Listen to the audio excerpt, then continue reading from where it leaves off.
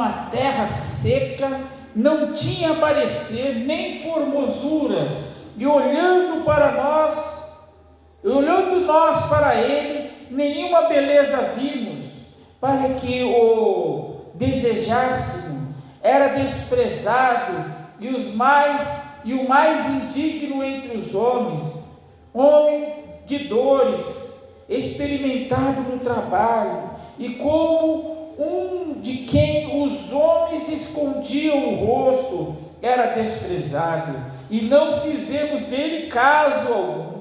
Verdadeiramente, ele tomou sobre si as nossas enfermidades, e as nossas dores levou sobre si, e nós o reputamos por aflito, ferido por Deus e oprimido. Mas ele foi ferido pelas nossas transgressões e moído pelas nossas iniquidades.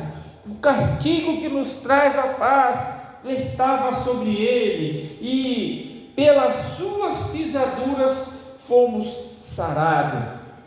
Todos nós andamos desgarrados como ovelha, cada um se desviava pelo caminho, mas o Senhor fez cair sobre ele a iniquidade de todos nós. Ele foi oprimido, mas não abriu a sua boca. Como um cordeiro foi levado ao matadouro, e como a ovelha muda perante os seus tosqueadores, ele não abriu a sua boca. Da opressão e do juízo foi tirado, e quem contará o tempo da sua vida?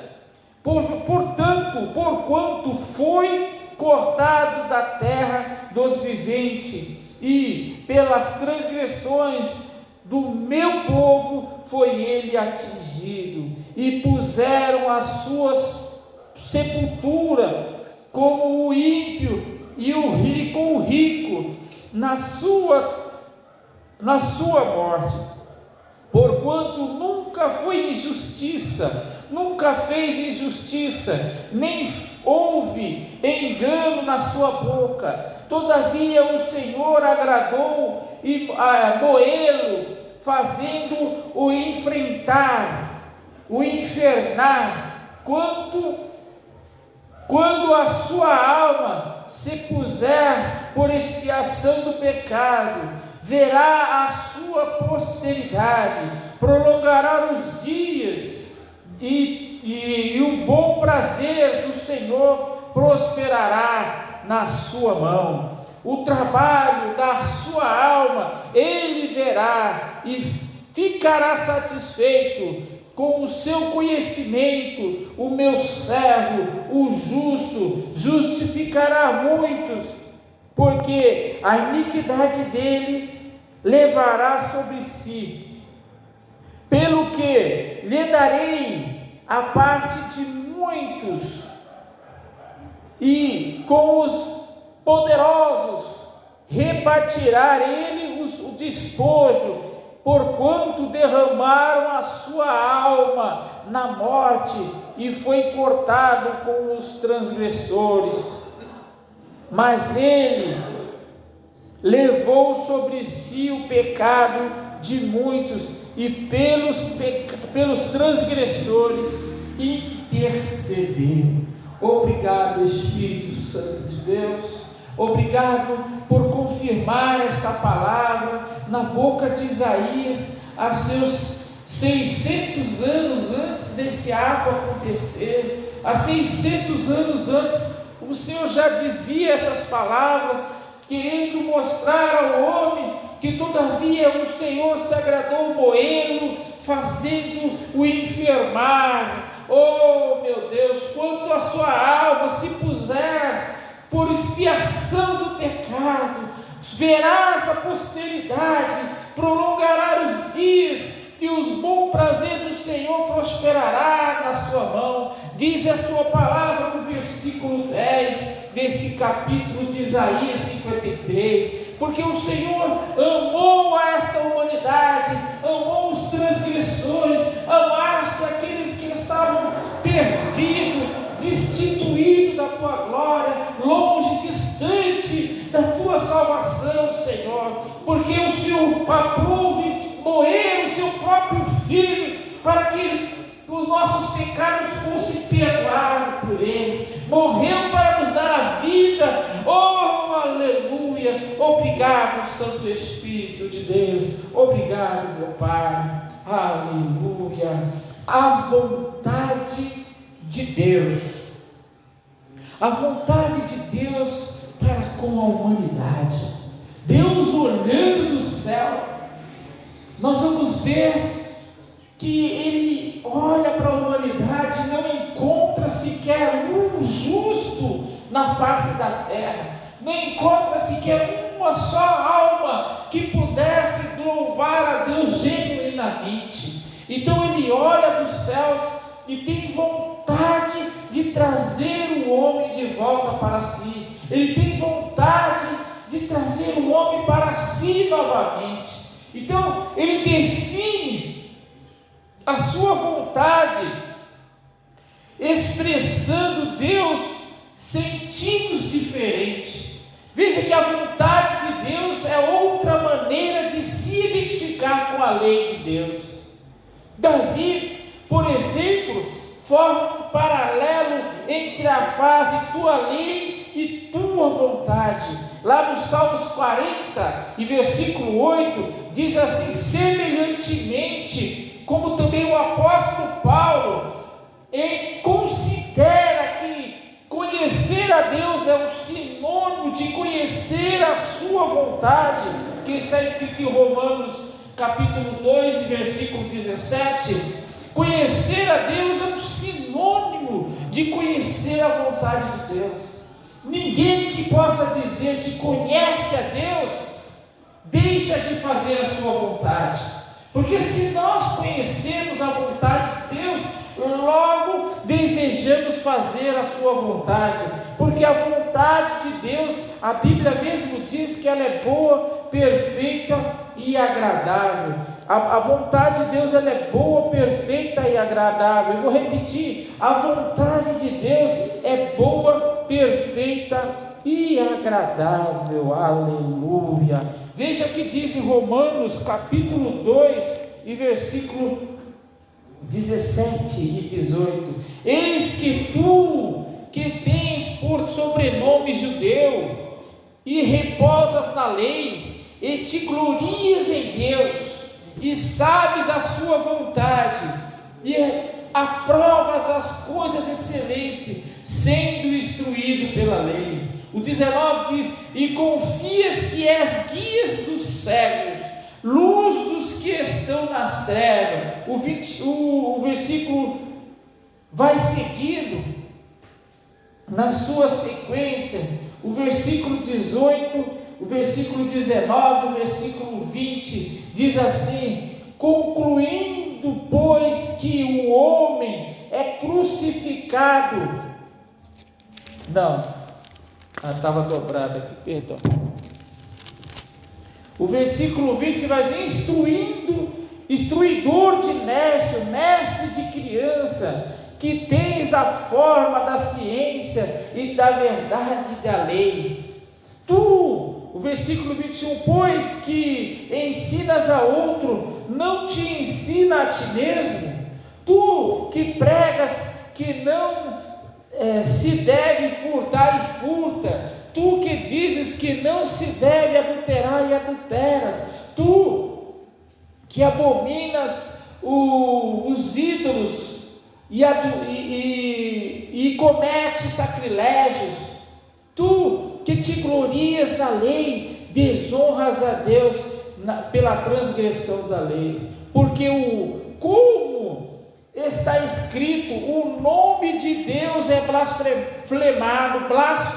blasfemado entre os gentios por causa de vós. O Senhor está dizendo na sua santa e gloriosa palavra que havia os judeus que diziam conhecer a lei de Deus, que diziam conhecer a vontade de Deus, mas na verdade eles negavam a Deus com os seus próprios atos. Aonde eles diziam que guardavam a lei, eles aborreciam a lei de Deus, eles não guardavam piamente, como dizia as Escrituras Sagradas, não observavam de fato a verdade de Deus, tinham por engano dizer que criam na verdade, mas as suas palavras não condiziam com a realidade da sua vida. A verdade que eles pregavam, que era verdadeira e estava na lei, eles não viviam ela na sua prática diária, não viviam a verdade de Deus na sua conduta diária, não tinha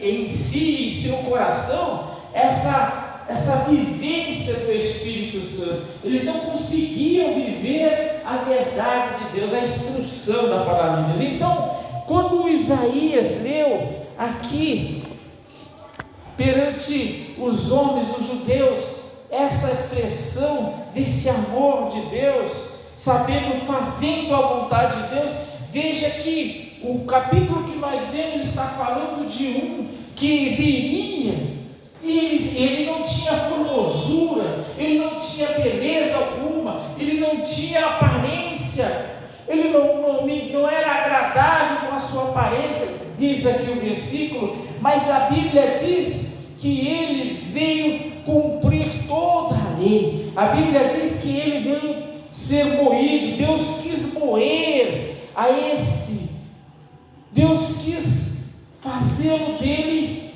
o mais profundo, que ele descesse o mais profundo do abismo, e os homens o rejeitassem de tal maneira. E agora a Bíblia diz que Deus se agradou de seu filho. A Bíblia diz que Deus se agradou do seu filho. Ele diz assim: quando João Batista estava no deserto, e era o João Batista que veio pregar o Evangelho, trazendo de fato, sendo precursor, sendo aquele que anteciparia a vinda de Jesus, filha. Quando ele disse que o João Batista estava no deserto, ele dizia assim: arrependei-vos, porque é chegado o reino dos céus. E ele disse: eu vos batizo com água, mas há um que há de vir após mim, e ele vos batizará com o Espírito Santo. Ele vos batizará com o Espírito Santo e com fogo. Deus estava falando através do próprio João Batista, que Deus em Jesus Cristo viria e ele iria batizar com o Espírito Santo e com fogo. Nós sabemos que as Escrituras Sagradas estão cheias de informações, de ensinamento acerca do Espírito Santo. Deus utiliza-se da sua vontade para que nós pudéssemos ser salvos. Veja que o Espírito Santo nos convence do pecado, é o Espírito Santo que nos guia, é o Espírito Santo que nos ensina, é o Espírito Santo que nos convence do pecado. Foi o Espírito Santo que estava pairado sobre as águas, foi o Espírito Santo que falou com Abraão e pregou o Evangelho para ele. O Espírito Santo batizar com o Espírito Santo e com fogo. Nós sabemos que as Escrituras Sagradas estão cheias de informações, de ensinamento acerca do Espírito Santo. Deus utiliza-se da sua vontade para que nós pudéssemos ser salvos. Veja que o Espírito Santo nos convence do pecado, é o Espírito Santo que nos guia, é o Espírito Santo que nos ensina, é o Espírito Santo que nos convence do pecado. Foi o Espírito Santo que estava pairado sobre as águas, foi o Espírito Santo que falou com Abraão e pregou o Evangelho para ele. O Espírito Santo que veio sobre Jesus Cristo em forma de uma pomba e disse a voz do Pai sobre ele: eis que esse é o meu Filho amado, em quem me compraz. As Escrituras Sagradas estão cheias da vontade de Deus. Os ensinos bíblicos a respeito da vontade de Deus não expressa apenas uma doutrina, ela de fato afeta a nossa vida diária como crente. Querido, fazer a vontade de Deus não é simplesmente eu ter prazer em vir para a reunião e querer viver, encher a igreja, encher os templos e depois não ter uma conduta. Quando nós realmente queremos fazer a vontade de Deus, essa vontade de Deus vai afetar a nossa vida diária como crente. Ela vai afetar a nossa vida diária, porque nós vamos deixar de querer fazer tudo aquilo que está na nossa mente. Nós vamos querer deixar de fazer aquilo que não agrada a Deus. Sabe por quê? O nosso coração é enganoso, mas a palavra de Deus, ela é verdade, ela permanece para sempre. Ela permanece para sempre. Primeiro devemos descobrir qual é a vontade de Deus, conforme revelada nas Escrituras. Precisamos fazer menção dela, precisamos meditar nas Escrituras para saber qual é a vontade de Deus para a nossa vida, saber qual é a vontade de Deus conforme as Escrituras revelam. E ela revela que nós devemos amar o Espírito Santo. Como os dias em que vivemos são maus, temos de entender que a perfeita e agradável vontade de Deus, ela está atuante, deve estar atuante em nosso coração, deve estar pronta em nossas vidas. Nós podemos ver isso em Efésios capítulo 5, versículo 17, que a vontade de Deus ela é boa, perfeita e agradável. A vontade de Deus também, uma vez que já sabemos como Ele deseja que vivamos como crente, precisamos dedicar-nos ao cumprimento da sua vontade. Olha que coisa interessante, preste bem atenção. Nós sabemos que Deus tem desejo de que nós cumpramos a sua vontade, que nós façamos e vivamos como os crentes, como aqueles que crê, porque se tem uma coisa que desagrada a Deus, é o incrédulo, aquele que não crê em Jesus Cristo como Filho de Deus, ele aborrece o coração de Deus. E veja que Jesus mesmo ficou muito aborrecido com os que eram da sua cidade onde ele nasceu, porque eles eram incrédulos, não acreditavam, duvidavam da glória de Deus na vida de Jesus, que ele era o Filho de Deus, que ele era o próprio Deus no meio deles. Então Jesus nem fez tantos milagres naquele lugar, porque ele se aborreceu com aqueles que duvidavam. Agora, outra coisa interessante, percebemos que o salmista, ele, por exemplo, pede a Deus que lhe ensine a fazer a tua vontade. Veja, vamos ver o que diz em Salmos 43 e verso 10. Salmos 43 e verso 10. Eu vou ler para vocês. Já está facinho aqui na minha mão. Salmos 43 e versículo 10 vai se dizer da seguinte forma. Salmos 43 e verso 10 diz assim, olha, prestem bem atenção. Salmos 143 e verso 10, perdão. Salmos 143 e verso 10 vai dizer da seguinte forma. O Salmo 143.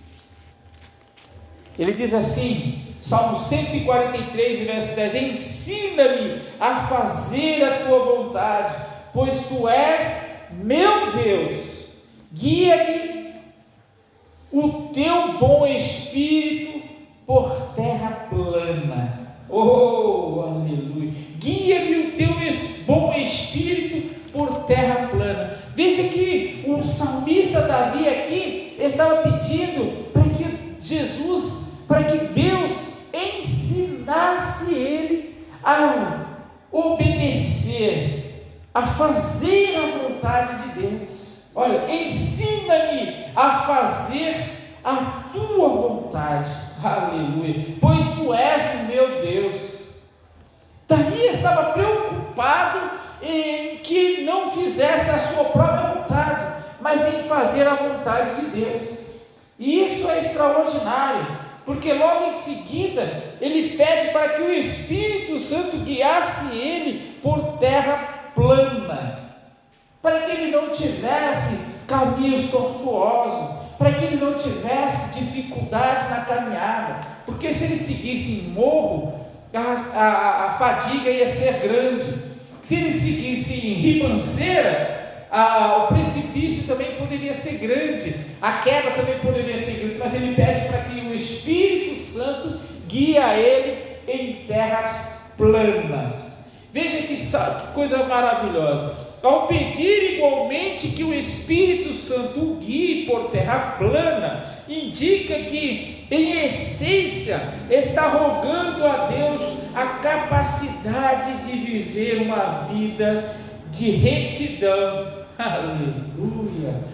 Davi estava pedindo a Deus que lhe desse capacidade, que lhe desse condições, que indicasse de fato a forma da qual ele pudesse viver em retidão para com Deus. Isso não tem preço, viver em retidão com Deus. Davi queria andar em retidão, porque não importa se você pecou, não importa se alguém pecou, mas se arrepender, se humilhar, se consagrar e desejar a vontade de Deus, Deus vai atuar na vida. Deus vai fazer coisa maravilhosa. Então, para encerrar, semelhantemente, Paulo espera que os cristãos que estão lá em Tessalonicenses sigam a vontade divina, evitando a imoralidade sexual e vivendo de maneira santa e honrosa. Vamos ver o que diz em 1 Tessalonicenses, capítulo 4, versículo 3 e 4. 1 Tessalonicenses, capítulo 4, versículo 3 e 4. Olha só o que diz aqui. 1 Tessalonicenses, capítulo 4, versículo 3 e 4. Paulo está orientando os irmãos de Tessalonicenses a ter uma conduta de retidão para com Deus. Eu vou ler aqui, prestem só bem atenção para você ver. Diz assim, porque esta é a vontade de Deus, a vossa santificação, que vos abstenhais da prostituição, que cada um de vós saiba possuir o seu vaso em santificação e honra. Veja que você é um vaso de Deus, você é um vaso importante para Deus, você é um vaso de santificação e de honra. Então, nós não podemos viver em meio à sociedade com a nossa conduta errônea, com a nossa moral indigna. Nós temos que viver com a moral digna, com a honra, com respeito, andando em verdade, mesmo que você não tenha muito, mas você seja honrado, mesmo que você não tenha muito dinheiro, mas você seja honrado, você seja fiel, você não tem muito, não possui muito, mas seja honrado, seja respeitador, seja honesto nos seus tratos, seja honesto naquilo que você tiver de fazer, cumpra e anda em retidão para com Deus. Honra o vaso de santificação e honra que Deus colocou sobre você. E ali nós vemos Isaías falando que este Jesus Cristo veio morrer, veio sem formosura, ele não foi observado pelos judeus, ele não foi visto pelos homens, ele foi esbofeteado, humilhado, mas ele deu a sua vida por amor a todo aquele que nele crê, por amor de muitos.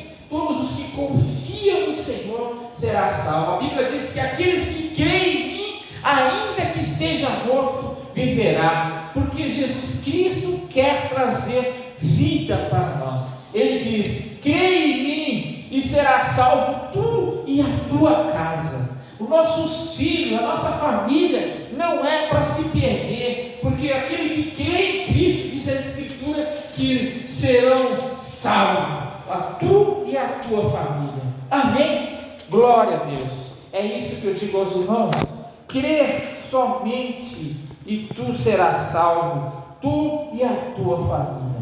Espírito Santo de Deus, eu te agradeço por ministrar essa palavra no meu coração nesta noite, para que a vida dos nossos irmãos que estão aqui nesta noite e aqueles que hão de ouvir a tua palavra, Senhor, estejam limpados com uma consciência limpa, um coração puro, ó Deus, com uma santidade, que eles são vasos de santidade, e que o Senhor Jesus, cheio de bondade, cheio de amor, encha esse coração do Espírito Santo, encha essa vida do teu Espírito Santo, que eles possam aprender a amar ao Senhor e a viver em santidade diante de Ti, Pai. Em nome de Jesus, eu te agradeço, porque essa é a Tua vontade, Senhor, porque esta é a Tua vontade, a santificação, e que nos abstenhamos, que nós deixamos de viver na prostituição, enganando a nós mesmos e enganando a outros, em nome de Jesus. Amém.